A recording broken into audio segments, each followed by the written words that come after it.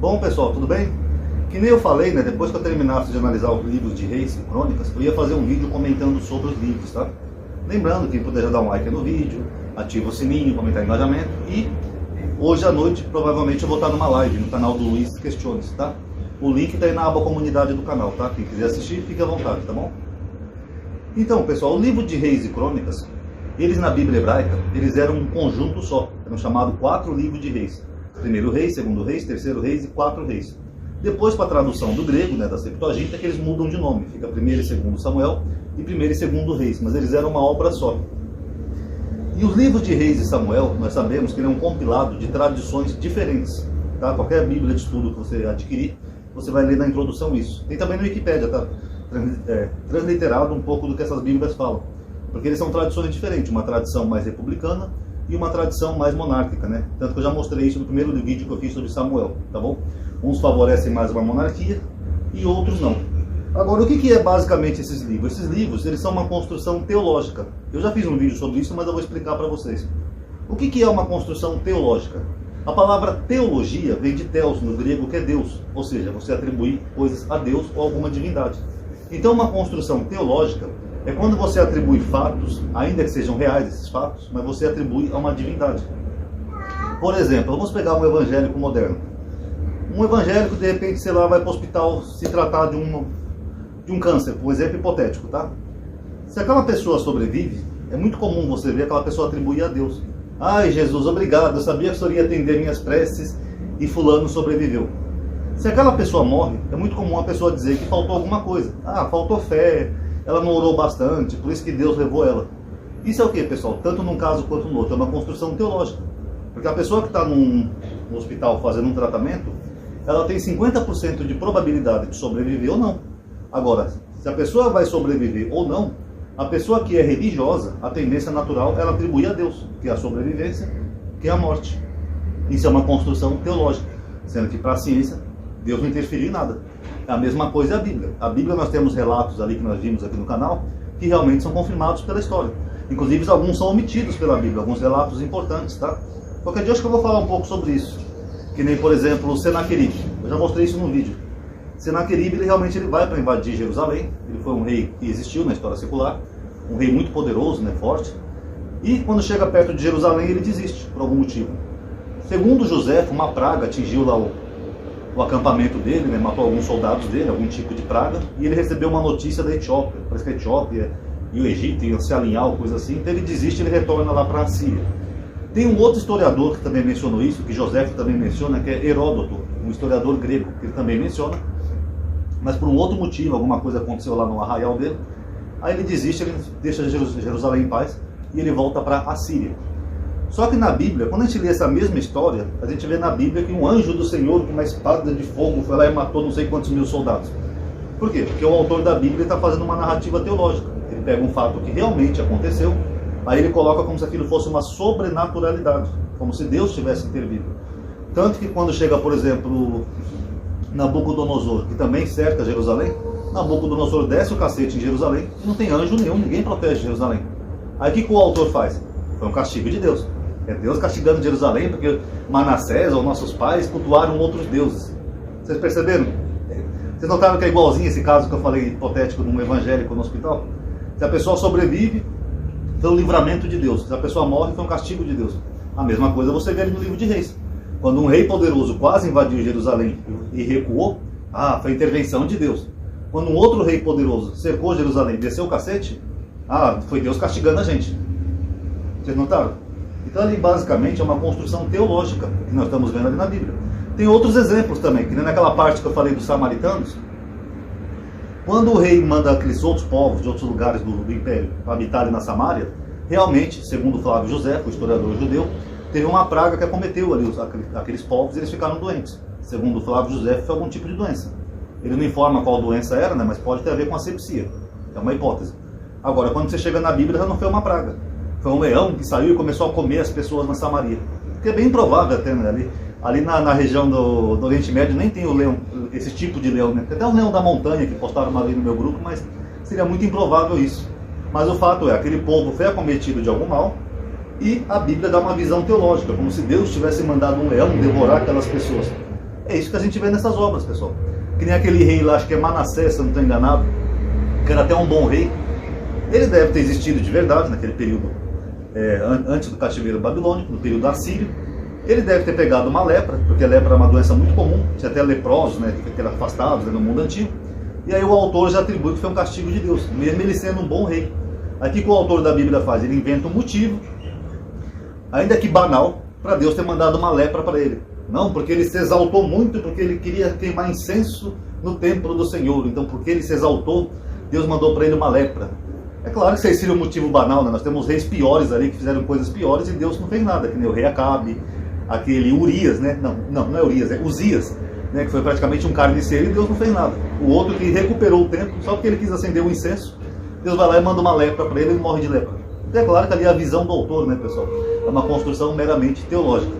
Outras coisas que nós observamos analisando o livro de Reis e Crônicas, Samuel, além de serem uma construção teológica, nós vemos um pouco também de duplicatas e repetecos. Inclusive as bíblias de estudos também comentam isso. Porque tem alguns personagens ali que eles se fundem, os nomes se confundem e às vezes as histórias acabam se tornando repetidas. Que nem, por exemplo, eu falei naquele último vídeo, né, que Conias, muitos teólogos entendem que ele é o mesmo Jeconias, apesar da Bíblia dizer as duas coisas, né? A Bíblia dá a entender que ele era o filho de Jeoaquim, mas ao mesmo tempo dá a entender que ele era o próprio Jeconias. Então essas confusõezinhas que a Bíblia faz mostra que eles tinham lendas de tradição muitas vezes oral e eles iam escrevendo muitas vezes duplicando essas histórias. Que nem, por exemplo, eu mencionei do Ben-Hadad, né? Ben em hebraico é filho, tá? Para quem não sabe. E Hadad era o nome do rei. Também pode ser o nome de uma divindade pagã, que era comum alguns reis usarem o nome de divindades, que nem, por exemplo, não é Malquisedeque que eu ia usar como exemplo, tinha um outro aí que eu ia usar. Não, mas Malquisedeque também. Alguns acham que Malquisedeque, além de ser um rei justo, pode ser também uma referência a uma divindade. Mas enfim, o Ben-Hadad aparece em vários reis diferentes da Bíblia. Vocês notaram isso? O que seria humanamente impossível, né? Só se ele tivesse vivido uns 200 ou 300 anos para isso acontecer.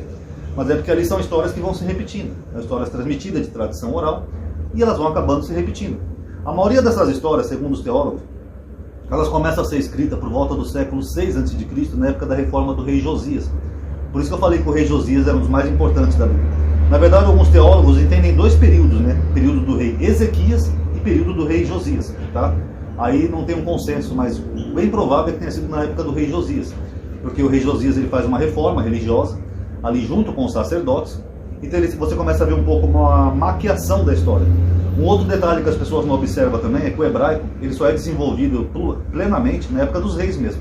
Antes dos reis o hebraico não era um idioma assim pleno desenvolvido. Por isso que os livros anteriores que são atribuídos a Moisés, é muito improvável que Moisés tenha escrito algum livro, porque ele não tinha nem esse idioma hebraico. E lembrando que o hebraico da época dos reis já era o paleo-hebraico, que é mais antigo que o hebraico quadrático, que é pós-Babilônia, tá? Então os sacerdotes com certeza começaram a reunir essas histórias e começaram a escrever. Por isso que a gente vê aquilo lá que eu falei para vocês, que eles demonizam muito o reino do norte, como se todo o reino do norte fosse ruim, né? Os reis de Israel, de Jeroboão até o último, todos eram péssimos, e eles privilegiam os reinos do sul por mais maldades que eles fizessem. Não, porque Deus está com ele, está com a casa, está com não sei o quê, por mais que eles tenham feito maldades. Como que eu faço vídeo com gato aqui enchendo meu saco? Como que eu faço vídeo com gatão aqui? Mas enfim, então você vê ali uma maquiagem histórica, que é a visão do autor. Se nós tivéssemos esses mesmos livros escritos pela tradição do norte, a gente ia ver o oposto. Como se todos os reis de Judá fossem maus e como se todos os reis de Israel fossem bons. Tanto que as Bíblias comentam, né, que esses livros eles citam 3 fontes diferentes. As crônicas do rei Salomão, os anais do rei de Israel e mais um livro que eles mencionam aí. A história do rei fulano não está tudo registrado no livro Crônica dos reis de Israel. Só que nós não temos ambas as tradições. O que nós temos mais é uma tradição mais do reino do sul, dos sacerdotes ali do sul de Judá, onde eles puxam mais sardinha para os seus reis e descem a lenha nos reis do norte, dos reis de Israel. E foi, gatão, deixa eu fazer o vídeo, deixa. E para finalizar esse vídeo, pessoal, além dessa questão de tradições, né, de puxar a brasinha mais para um lado, merecendo mais um lado, desmerecendo mais o outro, tem mais uma questão que eu queria abordar, que eu achei muito interessante no vídeo, que parece que o professor Oswaldo já falou isso, é que eu não acompanho muito o canal dele, que parece que Israel, Judá e Síria, em determinado tempo, eles eram como se fosse uma coisa só. Porque você vê ali algumas uniões, como por exemplo, quando o profeta vai lá ungir o Ben-Hadad. O profeta, tanto que a Bíblia menciona 2 vezes, né? Elias e Eliseu ungindo o Ben-Hadad. A Bíblia não é nem no consenso de quem que é. Deixa eu só fazer uma pausazinha aqui também. O profeta Elias, ele é considerado posterior, tá? As Bíblias comentam isso, ele já é do século IV, se eu não estou enganado, e Eliseu é bem posterior também, tá? Por isso que eles são inseridos ali no livro de Reis, eles quebram a narrativa e são inseridos ali, tanto Elias quanto Eliseu, tá bom? Então você nota ali algumas coisas ali que são semelhantes, dá a entender que eles eram uma coisa só. Dá a impressão que antes da reforma religiosa do rei Josias, o culto religioso em Israel e Judá era o mesmo dos sírios, porque você vê as mesmas coisas ali que os reis praticam: culto às estrelas, a Baal, a Asherá, Astarote, você vê os leões na entrada do templo, você vê bois, você vê prostitutos sagrados, você vê bezerro de ouro, que durou até o último rei, né? Foi Josias, se não estou enganado, que foi só ele que foi derrubar o bezerro de ouro. Aquela serpente de Moisés durou até a época do rei Ezequias. Então você tem elementos que nem, por exemplo, olha quando Mical ajuda Davi, né? Quando Saul manda matar Davi. Ela pega e põe uma estátua na cama dela. O que é aquela estátua? Eu já mostrei um vídeo sobre isso. Aquilo ali era um... Não é um terafim, é um... Acho que é terafim mesmo a palavra, que era um pequeno ídolo. Entendeu? Era um pequeno ídolo que os povos tinham em casa e está na própria Bíblia. Só que no caso de Mical, se era para esconder o rei Davi, devia ser uma estátua enorme. Porque se ela vai esconder um homem adulto, então é claro que ela devia ter uma estátua grande. Então você começa a ter um olhar perspectivo de que esses cultos eram comuns naquela época. Mas aí o povo, ou os sacerdotes, eles começam a perceber que toda a ruína que vinha sobre Jerusalém e Judá, ou todo o problema que eles tinham, era por causa disso. Então eles começam a evoluir religiosamente e eles começam a fazer esse tipo de reforma. Olha, nós somos castigados por causa dos ídolos, por causa de Baal, por causa de Asherá, não sei o quê. E aí você começa a ter um pouco mais de uma ressignificação e uma monoteização maior do povo. Essa é a impressão que a gente tem quando a gente vê esses três livros. E colocando ali a Síria junto, né? Porque a gente vê muito naquele período sírio como se eles fossem uma coisa só. Nós temos uniões que foram bem aceitas, como por exemplo Jezebel. Jezebel foi bem aceita, mesmo não sendo ali do reino de Israel. Mas ela foi bem aceita como rainha, e assim por diante, tá bom? Então, resumindo, é isso, pessoal. O livro de Crônicas, Samuel e Reis, eles são reflexos de uma época, tá? Não quer dizer que eles não sejam reais, aqueles personagens. Não, muitos deles são. Alguns podem não ser pelo repeteco, tá? Mas a maioria deles são histórias reais que têm floreios, epopeias, como é típico de todo o povo, né? Vocês viram onde foi o 7 de setembro, né? A nossa história não foi como a gente aprende na escola. Com Dom Pedro, num cavalo branco, erguendo uma espada, gritando independência. Não, nossa história não foi assim. A mesma coisa acontece na Bíblia. É comum os povos florearem suas histórias, né? Fazer epopeias. Não, porque o rei Davi matou um gigante com uma pedra só, o rei Salomão era o mais sábio dos reis, o rei Manassés fez não sei o que, e assim por diante.